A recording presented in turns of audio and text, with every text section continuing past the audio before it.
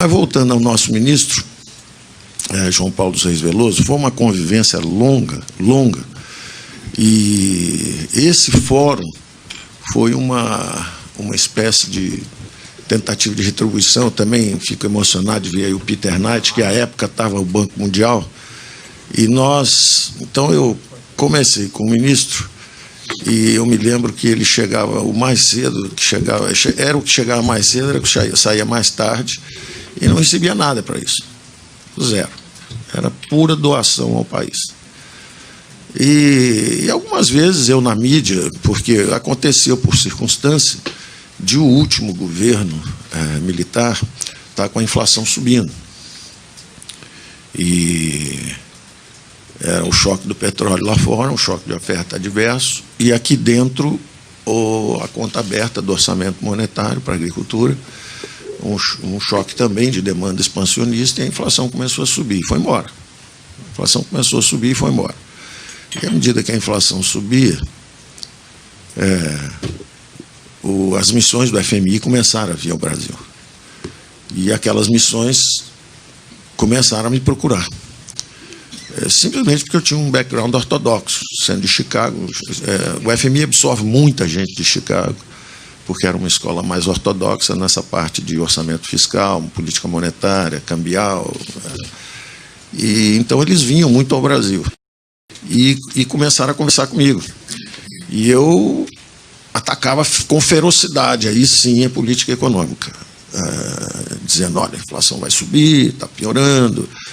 Tinha que tomar um lado naquela época, e o conservador que queria segurar a inflação, e o Delfim, tem que ir mais devagar, tem que ir com cuidado, o negócio assim não funciona e tal. E eu falei, não, ministro, pode deixar, eu sei me cuidar, tal. Aí um dia ele falou, bom, aí, você disse que sabe se cuidar, aqui, ó, pedi sua cabeça hoje.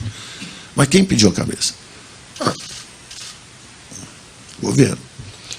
Eu, como a pessoa é falecida, mas tem alguns parceiros vivos, eu vou poupar pela pessoa falecida, não pelos parceiros vivos.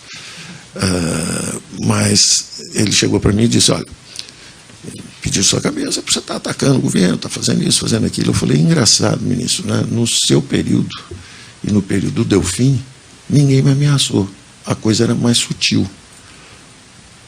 Eu vou até numa homenagem que vai haver ao Pastório, eu vou contar esse episódio deles, da época deles. Parece que daqui a umas 2 semanas vai ter uma homenagem para o Pastório, eu vou contar esse episódio lá ao vivo também.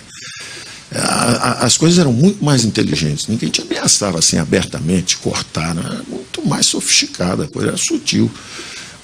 A armadilha era muito mais sofisticada. Fizeram uma armadilha para derrubar o teto na minha cabeça, o pastor é que me salvou. Mas era sutil, era sofisticada, não era um negócio desse, corta a cabeça dele, liga para o ministro, pede a cabeça dele. Aí ele falou, Paulo, mas nós temos um problema, como é que a gente faz? Eu falei, presidente, ministro, chamado de ministro, eu já fiz um lance que vai nos libertar. Nós lançamos os programas executivos de MBA. Isso é uma fonte de receita, porque hoje o governo tem 95% da verba, o governo realmente nos controla. O senhor vai ter que fazer uma aposta. Eu lancei os MBAs no Rio, foi um sucesso absoluto, nós estamos ganhando muito dinheiro. A maior prova dessa colaboração que nós fizemos naquela época é hoje a AGV. Vocês olham para a AGV, tem um prédio enorme, uma beleza lá.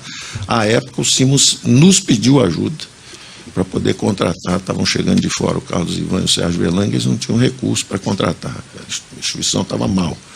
E os MBAs executivos viraram uma indústria no Brasil inteiro e permitiram a AGV se reconstruir financeiramente. O ministro chegou e disse, olha, Paulo, nós vamos fazer o seguinte, eu disse, olha, está um sucesso aqui no Rio, basta a gente lançar no Brasil inteiro, nós vamos distribuir isso pelo Brasil inteiro, vamos fazer uma aposta de 3, 6 meses, pega 3 meses, diz que eu tenho uma certa importância aqui dentro, eu não posso sair de uma vez só, acho que em 3, 6 meses no máximo a gente... E a decisão é sua. Na época eu tinha fundado um banco e eu poderia ir embora sem me incomodar. Eu apenas estava seguindo uma sugestão do próprio Simons, que me disse, Paulo, não solta nunca a mão na academia, fica sempre perto de quem pensa, de quem estuda, dá a mão, fica sempre por perto, porque senão a gente emburrece. O trabalho emburrece. Dá a mão para a academia, fica sempre cabeça aberta, sempre lendo e tal. Então o IBMEC, para mim, era essa oportunidade de manter uma proximidade com a vida acadêmica, tanto que logo depois desse sucesso dos MBAs executivos, que nos libertaram do controle governamental, o ministro de novo me bancou, falou, vamos fazer a aposta. Fizemos a aposta, 3, 6 meses depois, chovia dinheiro no IBMEC, o IBMEC estava libertado, cortaram nossa verba, efetivamente. Todos os mantenedores públicos cortaram nossa verba, em represália. Mas o ministro bancou 3 meses, nós tínhamos uma reservinha de caixa, me ajudou lá à época, chegou a ser o... Bom, é outra história também.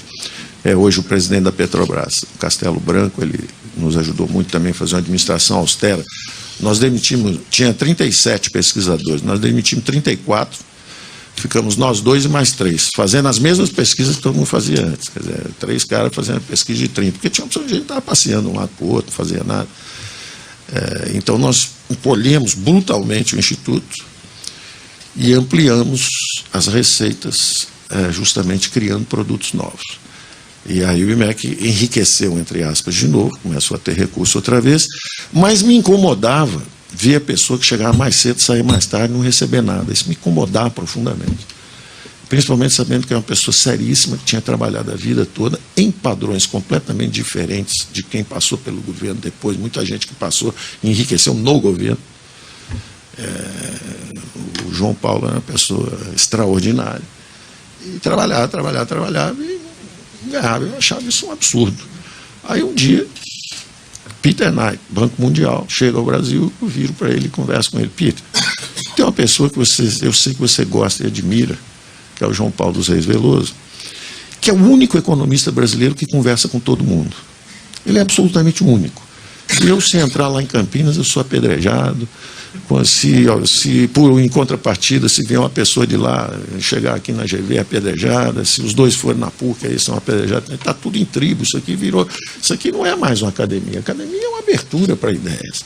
Isso aqui virou um negócio de tribo, de ideologia. Isso aqui está um atraso, um negócio de doido, esse troço aqui.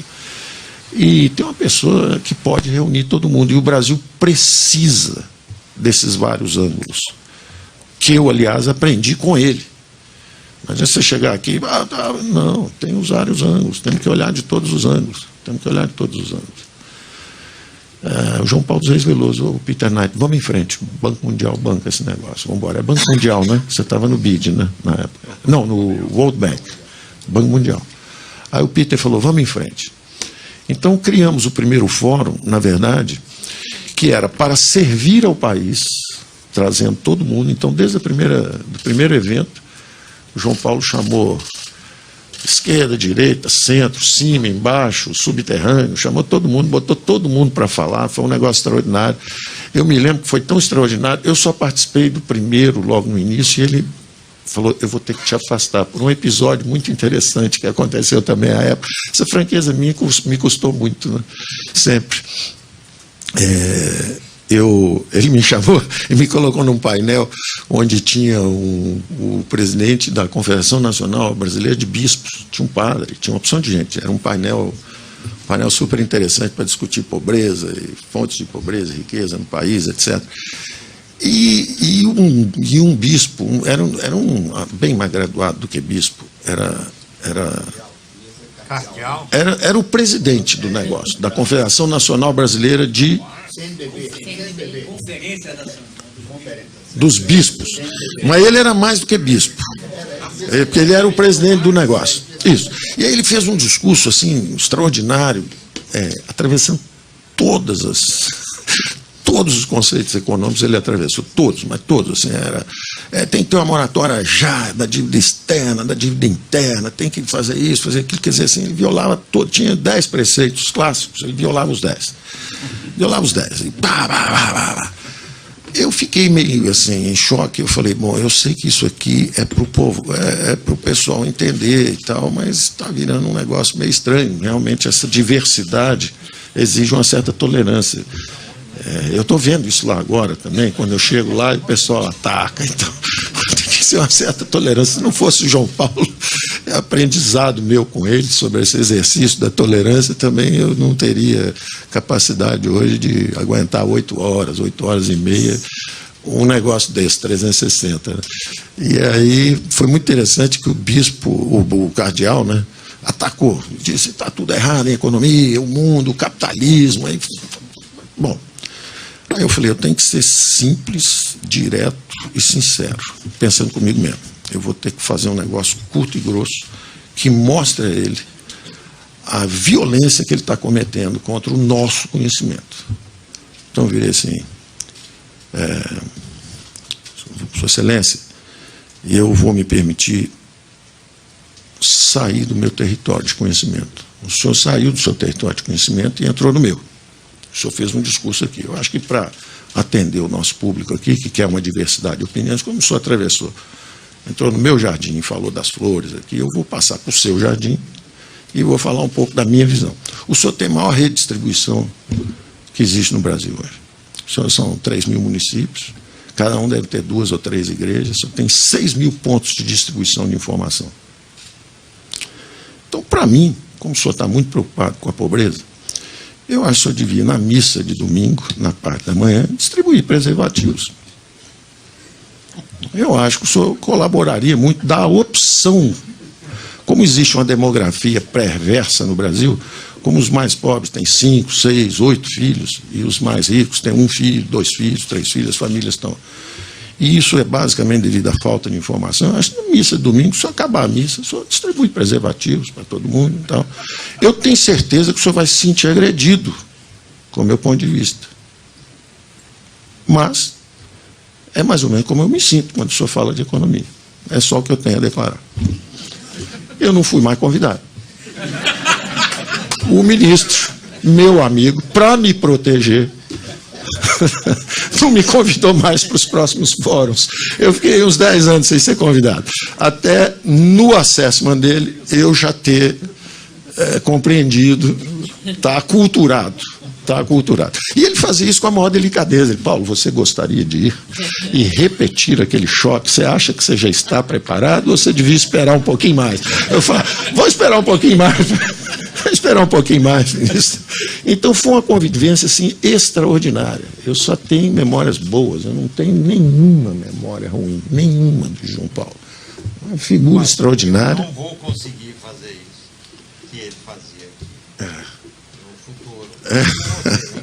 Uma figura extraordinária, uma figura extraordinária, uma figura extraordinária. Então, eu diria que é uma pessoa que nós vamos sempre nos lembrar pelas contribuições que ele deu ao Brasil. Eu estava pensando nesse aspecto de como ajudar todo mundo a trocar ideias, etc., mas confesso que o que me incomodava mais é ele, se eu chegar mais cedo, sair mais tarde, não recebia nada. Isso me irritava profundamente, porque estatutariamente nós não poderíamos pagar um salário a ele. Era estatutário, ele era o presidente do Instituto, e o presidente não podia. O vice-presidente executivo recebia. Indo até por menos tempo. Porque, como eu tinha fundado um banco, eu ia ao banco, durante 3, 4 anos, eu passava a manhã no banco e só à tarde no IBMEC. E no futuro, evidentemente, claro, logo depois do tempo passou, eu abri mão do salário, não recebi mais nada, continuei dirigindo o IBMEC sem receber nada, mas me incomodava aquilo. Me incomodava, falava: isso é injusto esse troço, não está justo. Eu venho aqui de manhã, recebo um salário, porque estatutariamente está escrito, e ele está aí o dia inteiro e não recebe. Eu não sou muito formal. O negócio do estatuto, você se lembrou aí que eu entrei sem formalidade, essa parte é boa, mas o conteúdo eu não concordei não, porque eu não tinha solução. Eu sabia da minha precariedade à época, do ponto de vista de poder oferecer soluções. Eu não concordo. Eu acho que você já sabia o que fazer. Eu tinha noções vagas, mas eu não... Mas eu tinha muito essa noção da hierarquia também, de que existia todo um... Eu vim de família de classe média baixa, então eu tinha essa noção toda de, apesar de ser sempre informal, eu fui sempre muito respeitoso das estruturas.